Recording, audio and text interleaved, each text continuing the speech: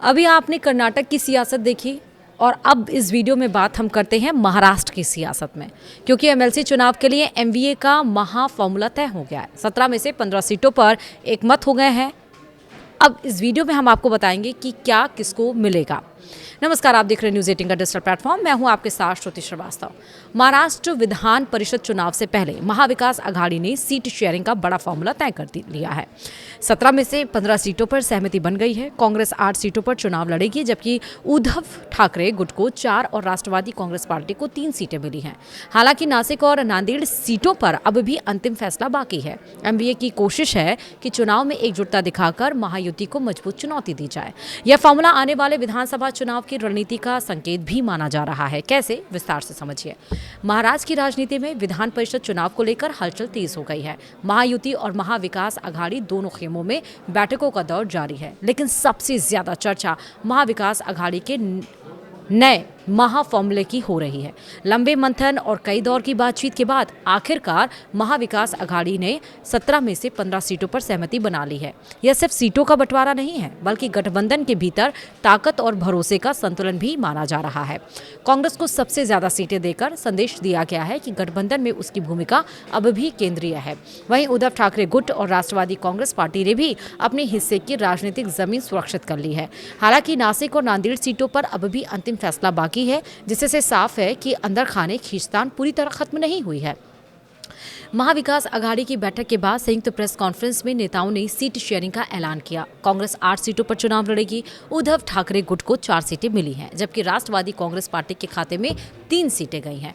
गठबंधन की कोशिश है कि विधान परिषद चुनाव में एकजुटता का संदेश दिया जाए और महायुति के खिलाफ मजबूत चुनौती पेश की जाए। राजनीतिक जानकार मानते हैं कि यह फॉर्मूला सिर्फ एमएलसी चुनाव तक सीमित नहीं है, बल्कि आने वाले स्थानीय निकाय और विधानसभा चुनाव की रणनीति का ट्रायल भी है। अब वहीं नासिक और नांदेड़ पर पेंच कहां फंसा था, वो समझिए।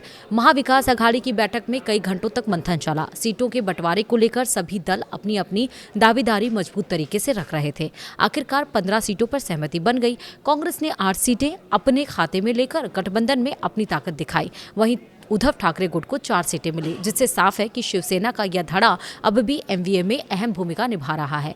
वहीं राष्ट्रवादी कांग्रेस पार्टी को 3 सीटें दी गई हैं। हालांकि नासिक और नांदेड़ सीटों पर अभी भी तस्वीर साफ नहीं हो पाई है। सूत्रों के मुताबिक इन सीटों पर स्थानीय समीकरण और उम्मीदवारों के नाम को लेकर मतभेद बने हुए हैं। गठबंधन के नेता जल्द अंतिम फैसला लेने का दावा कर रहे हैं, लेकिन अंदरूनी खींचतान से इनकार नहीं किया जा रहा है। कांग्रेस ने क्यों आखिरकार ताकत दिखाई है, वो समझिए। कांग्रेस को सबसे 8 सीटें मिलना राजनीतिक रूप से बड़ा संकेत माना जा रहा है। लोकसभा और विधानसभा चुनाव के बाद पार्टी महाराष्ट्र में अपनी खोई जमीन वापस पाने की कोशिश कर रही है। ऐसे में एमएलसी चुनाव में ज्यादा सीटें लेकर कांग्रेस ने गठबंधन के भीतर अपनी मजबूत स्थिति जाहिर की है। हर्षवर्धन सबकाल समेत कई नेताओं ने इसे संतुलित फॉर्मूला बताया है। वहीं उद्धव ठाकरे गुट के लिए यह चुनाव संगठनात्मक ताकत दिखाने का मौका है। 4 सीटों के जरिए पार्टी अपने विधायकों और स्थानीय नेटवर्क को सक्रिय रखना चाहती है। दूसरी ओर राष्ट्रवादी कांग्रेस पार्टी 3 सीटों पर फोकस करके जीत का प्रतिशत बढ़ाने की रणनीति पर काम कर रही है। गठबंधन चाहता है कि वोटों का बिखराव ना हो और महायुति को सीधी टक्कर दी जा सके। वहीं नासिक और नांदेड़ सीटों पर स्थानीय नेताओं की दावेदारी मजबूत है। कांग्रेस और सहयोगी दल दोनों इन सीटों को छोड़ना नहीं चाहते। यही वजह है कि अंतिम फैसला टल गया है। राजनीतिक जानकार मानते हैं कि आने वाले कुछ दिनों में शीर्ष नेतृत्व के हस्तक्षेप के बाद इन सीटों पर समझौता हो सकता है। यानी कर्नाटक के बाद अब सीधे यहाँ पर सियासत, यानी कि महाराष्ट्र में सियासत देखने को मिलेगी, क्योंकि ये सिर्फ चुनाव नहीं, ये आने वाले चुनाव की तस्वीर साफ कर रहा है। आपका क्या मानना है, कमेंट में मुझे ज़रूर बताएगा। वीडियो में इतना ही। नमस्कार।